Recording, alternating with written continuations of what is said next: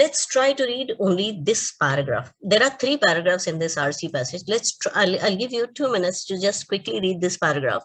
And don't worry, if you don't understand it, my job is to help you do that. So just quickly read it. If you have read it, it's not a very, very long paragraph. It's not a passage that I asked you. It's just a paragraph. And imagine, this is a beginning paragraph. Why did I ask you to read it? Whenever we read an RC passage, the most important job is to understand the main idea. What is the main idea? Why is the author writing it? Now, the question is how to understand the main idea and where exactly can the main idea be found initially, although the main idea is to be found throughout the passage. Now, in its clearest form, it is supposed to be found in the first paragraph, but then sometimes it would be found in more than one paragraph. Now, when is that? In this case, if you read this, if you see the size of the first paragraph, this is a pretty big size, right? Which means the author has to convey the main idea before he completes the first paragraph. Why am I saying so? The reason is, see, at a global level, when essays are evaluated, the same funda is applied to the evaluation of essays, which means if you tomorrow, if IIMS also is going to ask you to write essays, before they actually select you for, they shortlist you for interviews, they're going to do the same. They're going to give you a topic, then they ask you to write on it a small essay, whatever. Then how those essays are evaluated, they're going to read the very first paragraph of your essay, and the topic that you're going to write about has to be clear before you complete the first paragraph, right? If you don't do it, it's considered a poor quality. Then they're going to rate you slightly negatively. But if you are able to convey the main point or your main stand regarding that point right in the first paragraph, it is considered a good piece of writing. Now, the same funda is available here also, because if it is not a good piece of writing, it won't be here for you to read, right? Now, and this is a pretty big size. So if you understand the first paragraph, you have understood the main idea. Now, it's very easy to understand. The 2-3 small pieces of elements we need to have. Number one, what is this small or a substantial size paragraph all about?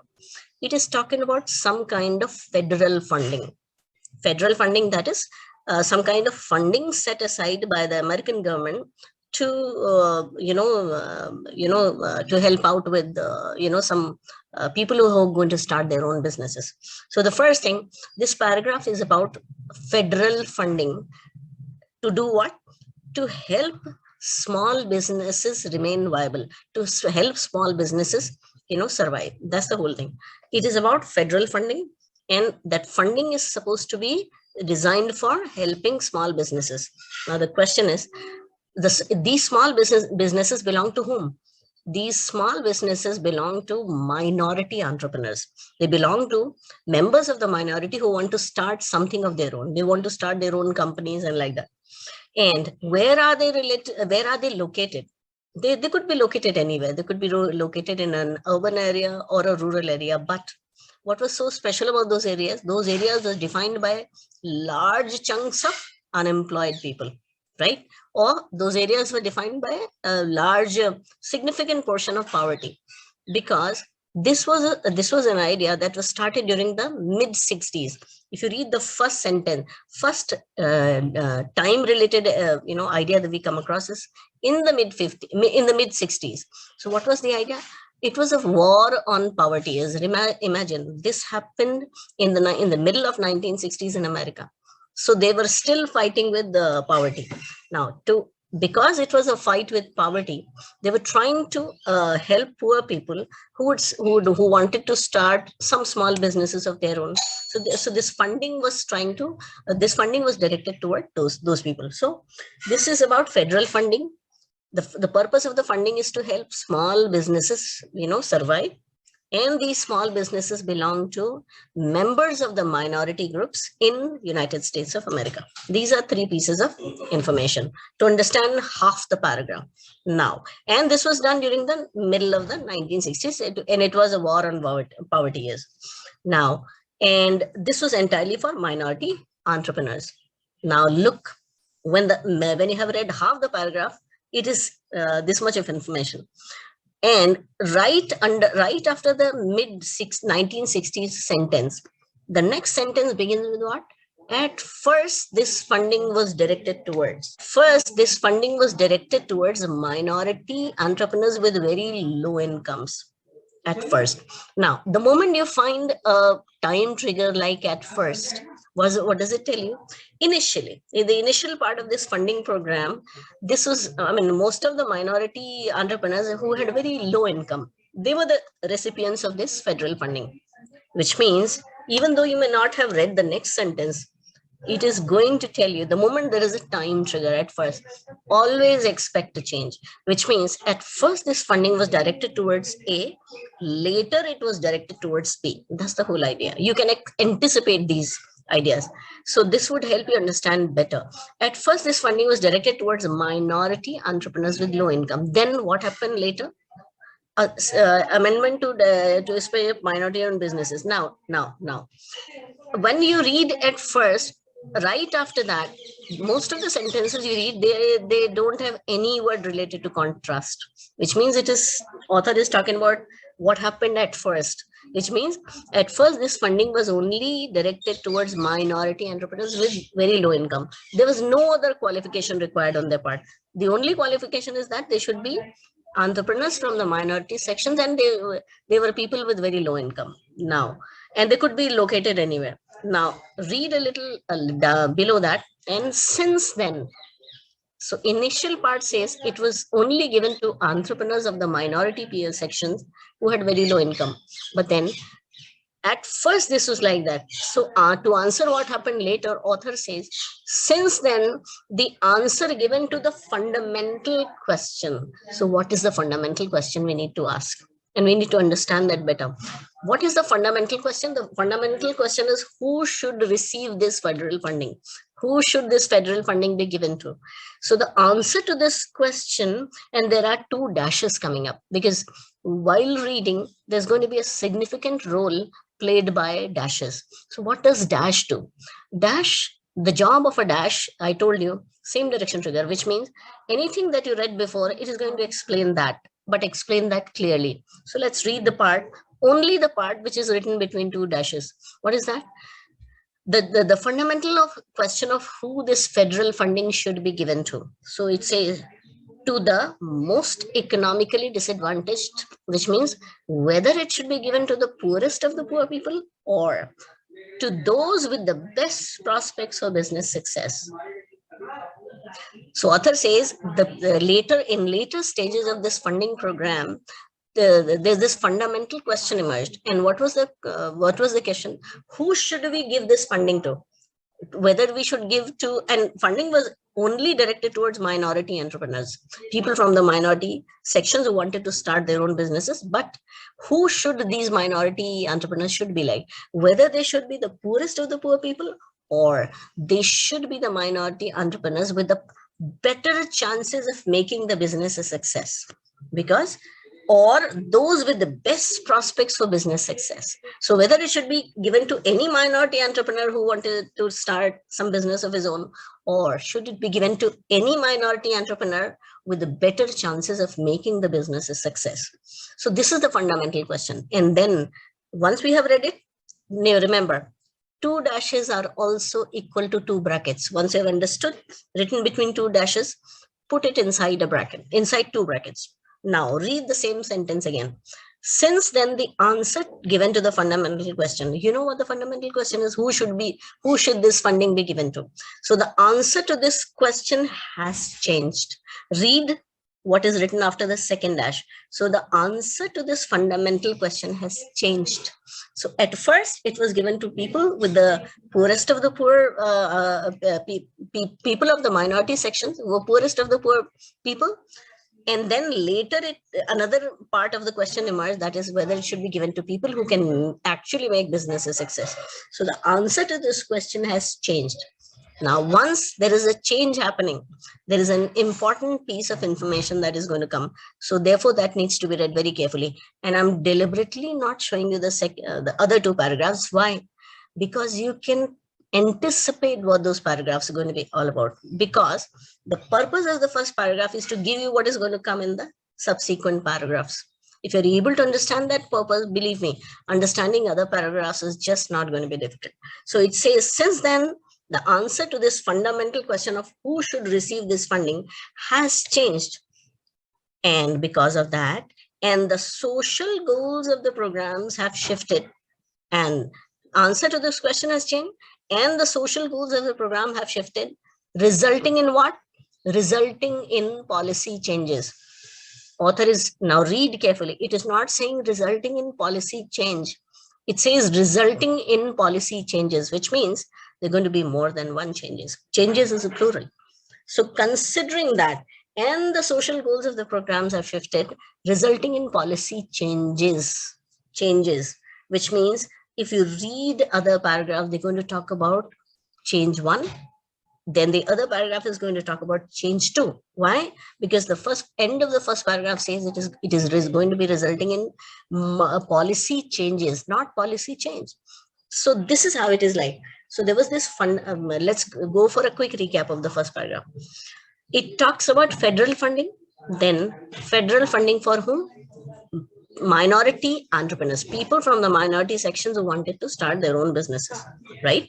And this gradually changed, because how do we know there was a change? At first, this funding was directed towards poorest of the poor people, right? Then gradually when you come down, at first it was given to people who were the poorest of the poor people from the minority sections, and they wanted to start their own business. Gradually, the fundamental question of who should this funding be given to has changed. So how it changed? Initially, it was given to poorest of the poor people. Later, they were into dilemma as to whether it should be given to people who has the better chances of making the business a success. So this, when the answer to this fundamental question changed, that change led to policy changes. It also changed the social goals of the program, resulting in policy changes, more than one changes. Now, I'll show you the next paragraph. See how the next paragraph begins. See how the next paragraph begins. Yes, the first shift occurred during the early 1970s. So the end of the first paragraph tells, suppose if we were to evaluate this essay, if I had to evaluate this essay, then this is an excellent piece of writing, because the first paragraph tells you the main idea about the passage very, very clearly. And it also tells you what the reader should expect in the subsequent other paragraphs. So it says resulting in policy changes. Now, the second one, the second paragraph is talking about the first change. So the first shift occurred during the early 1970s. And what was that? While the goal of assisting the economically disadvantaged entrepreneurs remained, a new goal emerged, which means the original goal of helping or directing this funding to poor entrepreneurs from the minority groups, it remained there, but then a new goal also emerged. What was the new goal? To remedy the effects of past discrimination in a number of countries and in a number of civilizations, I would say. There are always going to be some people who, kind of remain, who are going to be, lagging behind due to some social discrimination. For example, in India, there have been caste and various other things. So similarly, because the context is talking about the United States of America, there was also effects of some past discrimination, because once African Americans came into America, of course, they were treated initially as slaves. Right now, after the Civil War, when slavery was abolished and various other positive changes took place in America, of course, the government was trying to bring these marginalized groups into the mainstream. They were trying to help those groups develop. That is why in the first paragraph you read, in the mid 1960s, during the War on Poverty years, so the American government was trying to include these the disadvantaged groups into the mainstream. They were trying to help them develop. Now, so there was this new goal emerged. What was that? To remedy the effects of past discrimination. Then author says, in fact, in 1970, the SBA, the Small Businesses Administration, who was involved with directing this funding to these minority entrepreneurs, that SBA clearly stated that the main goal was to increase the number of minority-owned businesses. So remember, the initial goal was to help minority entrepreneurs with low incomes. That goal very much was there. It was very much there. But a new goal emerged to increase the number of such companies owned by minority entrepreneurs. And why? The question is why this new goal emerged? At the time, so this is another time trigger, at the time, which means at the time it was like A, at a later time it became like B. So there is again, the moment there is a time related phrase, expect a change. So at the time, minorities constituted 17% of the nation's population. So in the overall nation of the population, there was 17%.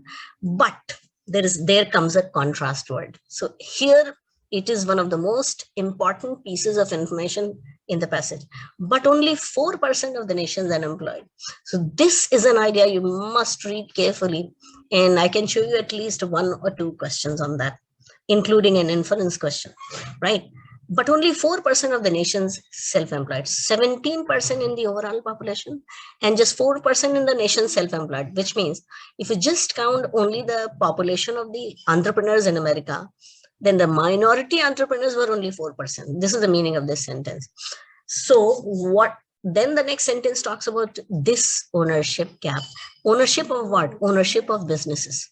So this, why is the author talking about this ownership gap? Because he says in overall population, there was minority groups were 17%, but in only if you count the population of the entrepreneurs or business owners, they were just 4%. So what was this gap? 17 minus 4. So this ownership gap was of 13 percentage points. If you quickly utilize your basic mathematics, class 2 ka basic mathematics skills, this ownership gap was of 13 percentage points, was held to be the result of past discrimination, right? Increasing the number of minority-owned firms or companies was seen as a way to remedy this problem. So initial goal was to give the federal funding to the poorest of the poor entrepreneurs from the minority group. Why? Because the new goal that got added to it was to increase the number of such companies owned by the poorest of the poor minority entrepreneurs. And why were they doing it? To remedy the effects of past discrimination. In that context, providing funding to minority entrepreneurs in middle XYZ seemed justified. So the second paragraph talks about the first shift. And the first shift is related to the very initial part of the funding program, that it should be given to the poorest of the poor from the minority sections who wanted to start some business of their own. And in that, they added a small development. What was that? To increase the number of such companies owned by these people. Why? Because in the nation's population, there was 17%, but from among the population of only the entrepreneurs, they were just 4%. So they were trying to make it at par. So 17 minus 4 was 13%. Now, the next paragraph is obviously talking about the next change in this funding program. What was that? Let's quickly say, because the first shift occurred. Now, in the late 1970s, the first change happened in the early 70s. This happened in the late 70s, 1970s. The goals of the minority business funding program shifted again. So second change, shifted again. Why? At the Minority Business Development Agency, the goal of increasing the numbers of minority-owned firms was the initial goal that we discussed in the second paragraph was supplanted by the goal. It was, so try to replace the word supplanted. Suppose if you don't know the meaning of supplanted. So they're saying at the minority XYZ, for example, the goal of increasing numbers of minority-owned firms was replaced by the goal of creating, assisting more minority-owned substantive firms with future growth potential.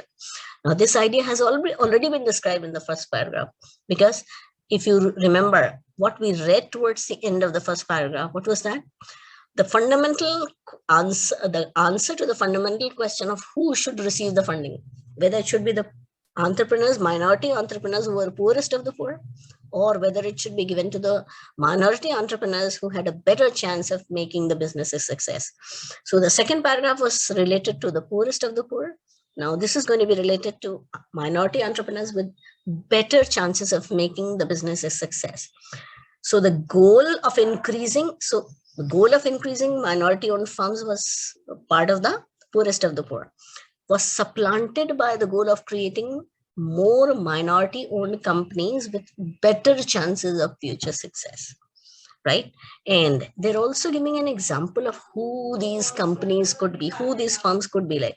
Assisting manufacturers or wholesalers became far more important than assisting small services businesses. So what became more important? Assisting manufacturers or wholesalers, which means these kind of companies had a better chances for future growth potential. And like, and as they say, minority business funding programs were now justified as instruments for economic development, particularly for creating jobs in minority communities of high unemployment. This is kind of related information. But the main idea is the funding program was initially directed towards assisting minority entrepreneurs with the poorest of the poor people. They were poorest of the poor people. And why did they do it? Because they wanted to increase the number of companies started by such people. So because they wanted to reduce the ownership gap.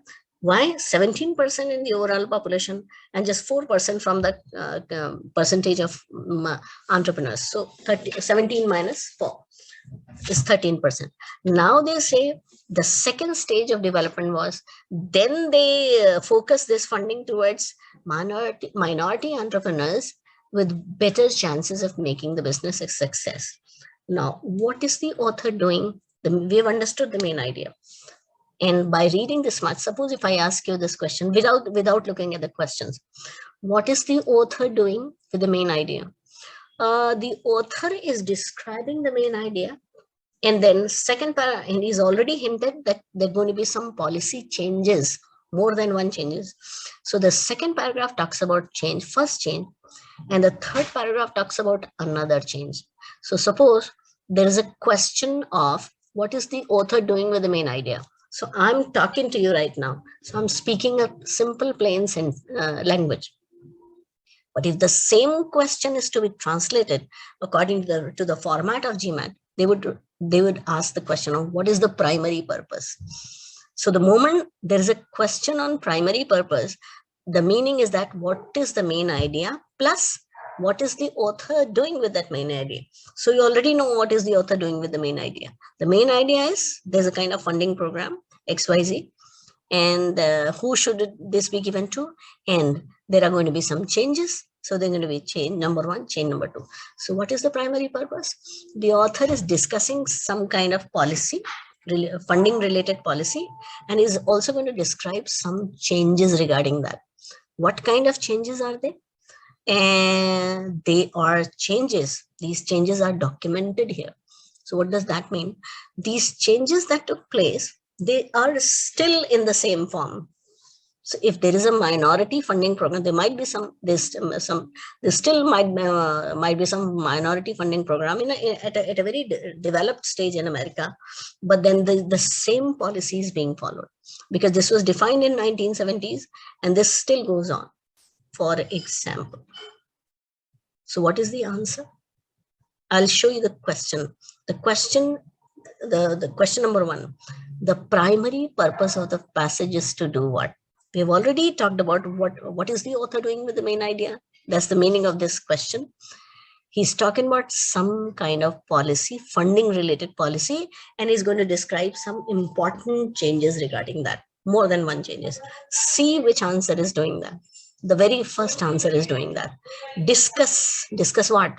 Historical changes in a governmental policy, in a government policy. Is it a government policy? Yes. Of who should they give this funding to? Are they discussing changes? Yes, more than. Had it been just one change, this would have been a wrong answer. Why am I saying that? Every single word that you see in an answer is going to be important. So this is talking about changes. Yes, there are more than one changes. Now the question is, are those changes historical? So what is the meaning of historical?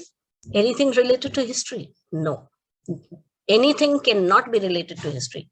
Only those things are going to be related to history. Those are considered important. They are so important that they have a long lasting impact on further policy to come. So these are documented here in the form of, in the initial war on poverty, yes, this was the idea, and this author does not say that throughout the passage that there was any further change in this, which means these were the two changes. So discuss, are they historical enough?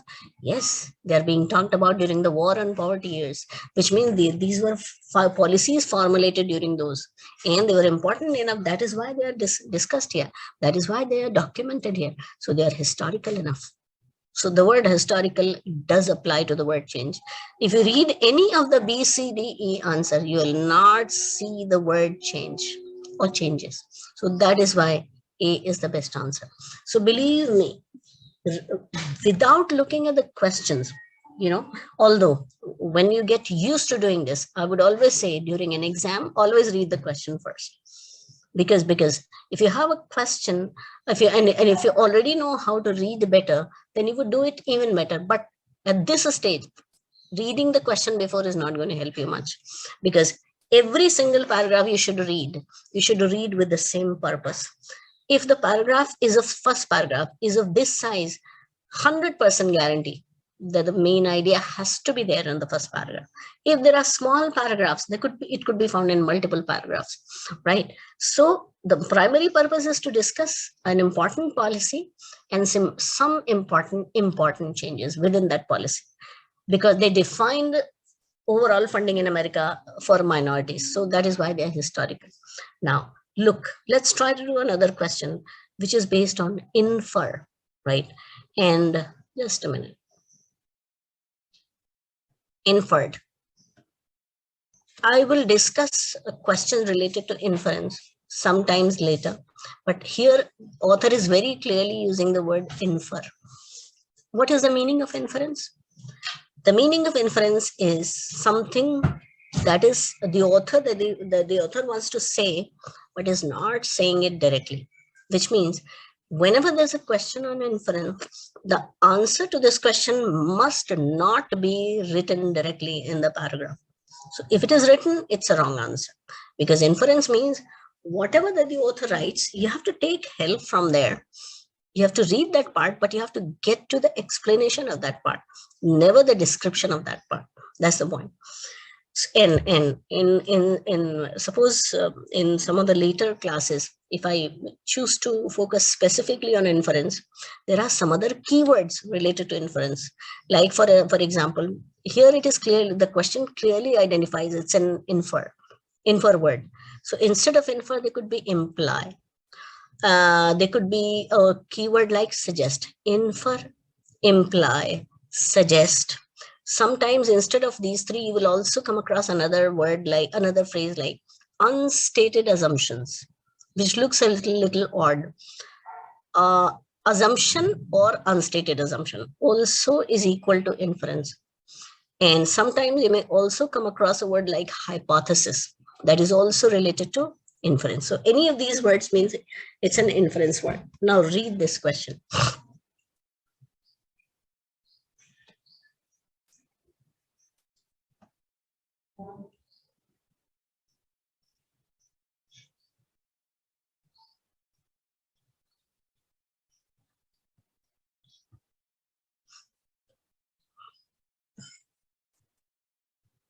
It can be inferred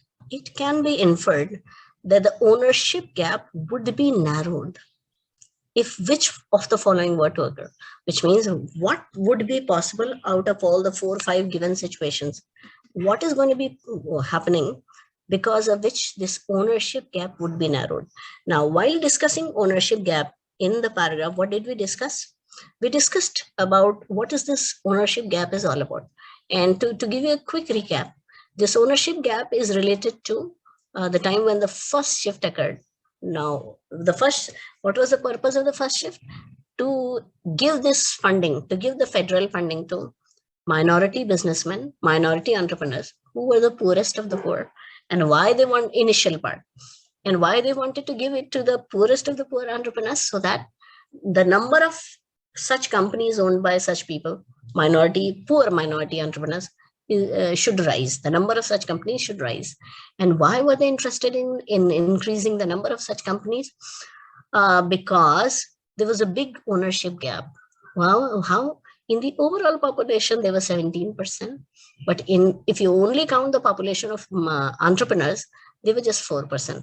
So there was a big gap of 17 minus 4. So that was 13%. So the question is how to narrow this gap, how to reduce this gap. So it's plain common sense.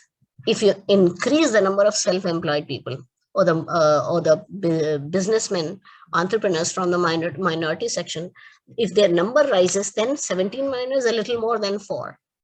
If they were only 4% from among the population of entrepreneurs. So if this 4% can be enhanced, then the ownership gap will be reduced, right?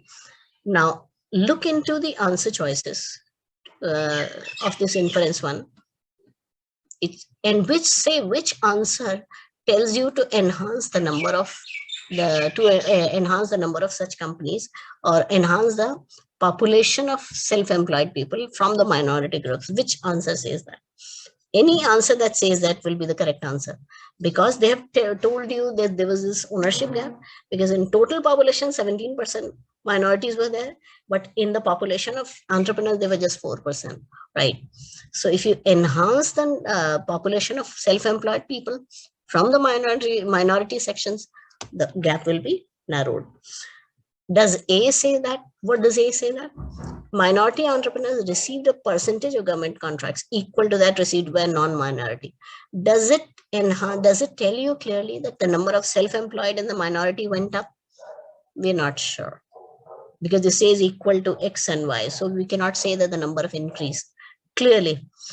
B, middle and high income minority entrepreneurs gave more assistance to their low income. This talking about minority entrepreneurs giving assistance to their own people. So does it increase the number of self-employed people in the minority? We don't know. C is related to minority entrepreneurs hiring a percentage of minority employees. Does it tell you that the number of self-employed people in the minority groups increased? We can't say that, because we have to find an answer that allows us to enhance the number of minority entrepreneurs and therefore enhance the number of self-employed people in the minorities. D, the percentage of self-employed minority persons increased to more than 10%. Now this is a hypothetical question. I had taught you subjunctive mode. If which of the following were to occur, this language tells this is imagination. So we are going to find imaginary situations. So this imaginary situation says, due to whatever reasons, the percentage of self-employed minority persons, that is the percentage of minority persons who were entrepreneurs, rose to more than 10%. Here it was only 4%. So if it is it rose to more than 10%.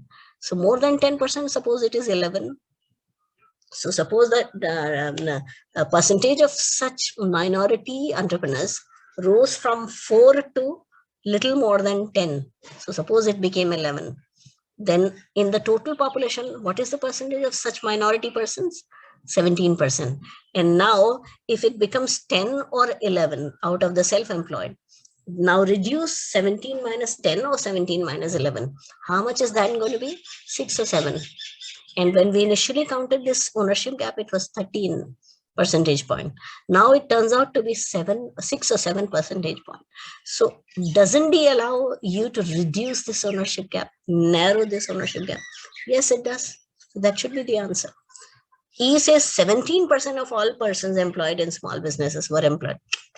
It doesn't talk about all. It doesn't talk about when something is rising or not rising, because we will only be able to narrow the gap between the overall population and the number of self-employed only when the number of self-employed persons is going to grow from the minority sections. D talks about both. So D should be the answer to this question. This is the only situation, because the question is, which is the possible situation which is going to help you explain to narrow this ownership gap. D is doing that. Correct? So it's going to be easy, believe me. If you just see how to do it, it's going to be easy. Now, yes. And in fact, the next question is also related to the same. According to the passage in 1970, now, when you read the passage, second paragraph was the early part of 1970. Third paragraph is in the late 1970s. So we need to understand the question clearly. According to the passage in 1970, funding to minority entrepreneurs focus primarily, this is the clue, primarily is a modifier, focused mainly on which of the following? So focus mainly was what happened initially. Initially, mainly it was targeted towards poorest of the poor minority entrepreneurs. Why? Because the purpose was to increase companies, the number of companies owned by such people. Why? Because they wanted to reduce the ownership gap. That is why they were trying to enhance the number of such companies. So the best answer is narrowing the ownership gap. So it focused primarily, that is focused in initially, so early 70s. So the second paragraph is talking about what happened in the early 70s. The third paragraph is talking about what happened in the late 70s. Now, 24. Which of the following best describes the function of the second paragraph? There's no question on the third paragraph. There's another question on second paragraph. Now let me show you the end of the first paragraph and the beginning of the second paragraph, and you will find the answer to this question. The question is, what is the function of the second paragraph? What is the role played by second paragraph in the whole passage? Now let's see what is the question is, what is the second paragraph doing? Now read the last part of the first paragraph. The author has already indicated right in the very beginning as to what is the first paragraph all about. It is going to result in policy changes, more than one changes. So the second paragraph talks about the first shift occurred during the early 1970s. So the second paragraph is talking about the first change as indicated by the first paragraph. Second paragraph is talking about the first change. It is describing first change, example of the first change, because the third is talking about the second change. Now see which answer is going to do that. Which of the following best describes the function of the second paragraph? It talks about the end of the first paragraph talks about this funding program, resulted in policy changes. The second paragraph begins with describing the first change. So which answer says? A says narrows the scope of the topic. B says it presents an example of the type of change discussed in the first paragraph.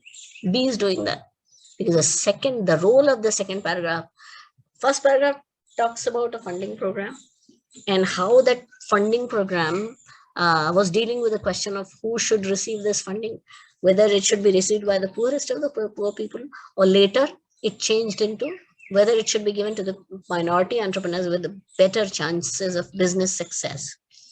So initially, helping poorest of the poor people so that the companies owned by such people was going to rise. The number of such companies should rise. So, and it resulted into various policy changes. So the first shift occurred according to the second paragraph, and according to the third paragraph, the goals of these funding programs shifted again. So this is the second change. So what is the second paragraph doing?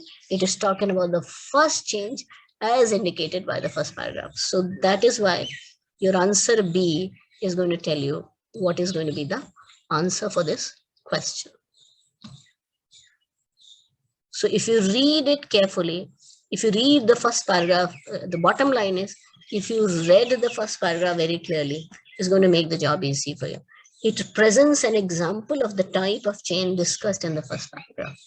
So the second paragraph is talking about the first change that took place according to the plan of the first paragraph. So that's exactly the answer. So the answers don't matter. The point is the answers don't matter. It is the questions that do, and it is the information given in the passage that does. So if you understood that information, believe me, it's going to be very, very easy for you. And as I said, understanding the questions has a lot to do with understanding the terms and understanding. Believe me, there was this Very easy question. According to the passage 23, funding, it is talking about, it is not saying in the early part of 1970s or the later part, because the second paragraph talks about the early 1970s. And the third paragraph talks about in the late 1970s. But look, this is a very clever question. Author is in the question, the author is describing in 1970, but he's not asked, clarified whether he's talking about early part of 1970 or later part. But then since he has to do that, he's doing the same through a modifier. In 1970, funding to minority entrepreneurs focused primarily, mainly, which means initially. Primarily or mainly means initially. So initially it was A. So we know what was the initial purpose of these funding program: to enhance the number of, to help the poorest of the poor entrepreneurs. And because of that, helping increase the number of companies owned by them. And if the number of such companies increased, what was going to happen? Ownership gap was going to be reduced. That's the whole point. So what is the answer for this? Narrowing the ownership gap. So remember, under the whatever is written in the paragraph, that is very much there. The authors are never going to ask you using this the question using the same information. They're always going to twist. So instead of asking whether the question is related to early 1970s or late 1970s, the author is cleverly hiding that part so that you choose a wrong answer, right? So that you don't, especially if you're trying to read it quickly within the given time limit and etc., you should not be able to understand the question. If you don't understand the question, the answer is bound to be wrong. So the quick idea you should have, which part of 1970 is it talking about? So it says focused primarily on which of the following. So primarily is initially, mainly. That's the whole point. So we are talking about early 1970s. In early 1970s, it is only about the ownership gap. So the answer is if you understood the question, it's not going to take you to find, it's not going to take you long to find the answer. Remember that. Because the authors are going to do maximum R&D, maximum research and development on creating the question. And how do they create a question? By twisting the information given in the passages. And how do they twist information? Modifiers. And what are modifiers? Focus on quantity words.